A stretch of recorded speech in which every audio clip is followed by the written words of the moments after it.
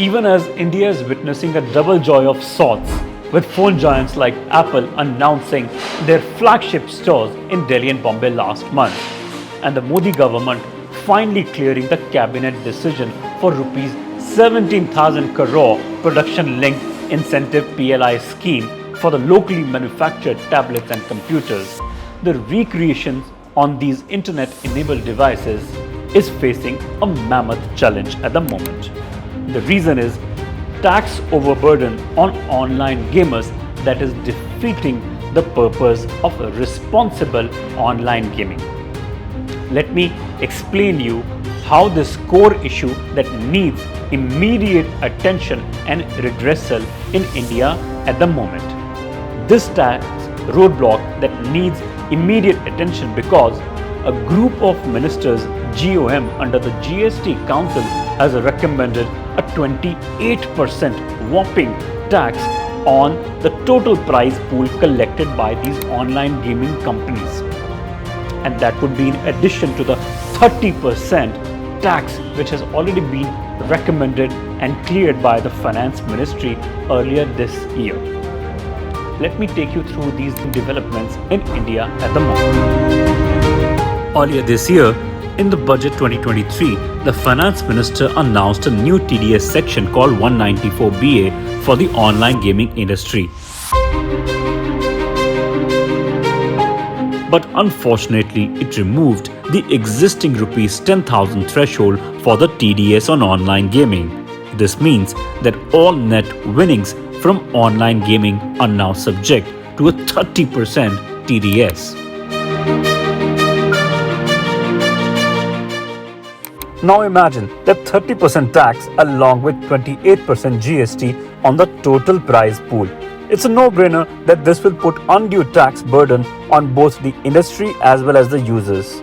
What the online gaming companies and users have also been trying to raise the concern is that the group of ministers, that is GOM, constituted by the GST Council, must not tax on the total prize pool. It should be on the gross gaming revenue.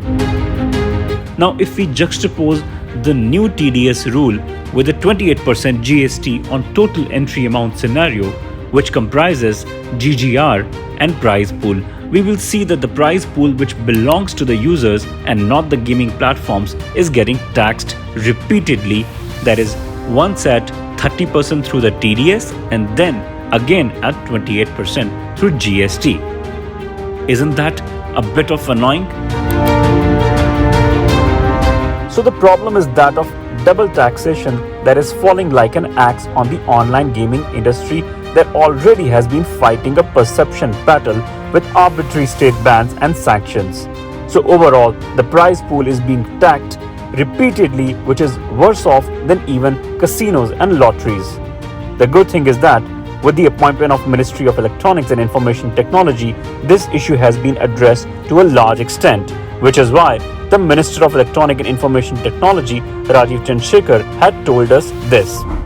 There's a push to the industry and there's a level playing field as well. 100% we believe in, we are excited by, and the Prime Minister is completely committed to ensuring that the online gaming ecosystem in India becomes a global leader and a world leader in terms of gaming innovation for the coming India decade. Which of course means that companies like Dream11, when we say IPL rage, of course will survive and will continue to grow in this country. As long any gaming company, new or old, any gaming platform, new or old, that does not deal with wagering, that does not have addictive gaming, and does not have any games that create user harm, are free to operate in the Indian internet.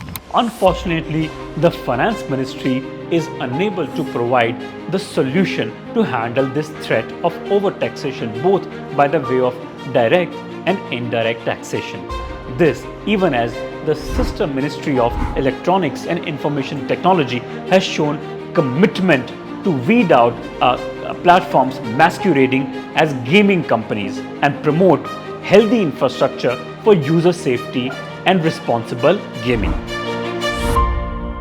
The GST is levied on GGR instead of the CEA, even if the rate is increased from the current 18% to 28%. The government revenue in any case from the industry will go up by 55%. Then why this tax burden? The only middle path at the moment favorable to both online gaming companies and the government must be that the GST Council has to ensure that if it has to use the 28% tax burden, it can't and must not tax the same money twice. It needs to differentiate between gross gaming revenue called GGR and the total prize pool money. Only then the industry will continue to thrive, with users getting access to gaming in an open, safe, transparent and accountable environment. Or else, the moves by the GST Council will only increase the tax burden, causing the industry to buckle under the tax pressure of Indian government and shut their shops and business houses, along with users moving to offshore and illegal platforms outside India. This will also discourage the huge investment potential that the industry has in the form of FDI in India at the moment. Tax experts that I have spoken to have suggested that GST Council needs to have a fresh look at the GST on online gaming, even if it means reviewing the report submitted by the GOM and a thorough analysis on the impact of this new age sector as required before the decision is taken by the GST Council. Now all eyes will be on the GST Council, the Finance Ministry, to ensure that the objectives of the regulation of the Ministry of Electronics and Information Technology are met through a fair taxation framework without forcing users to unsafe gaming platforms on the internet.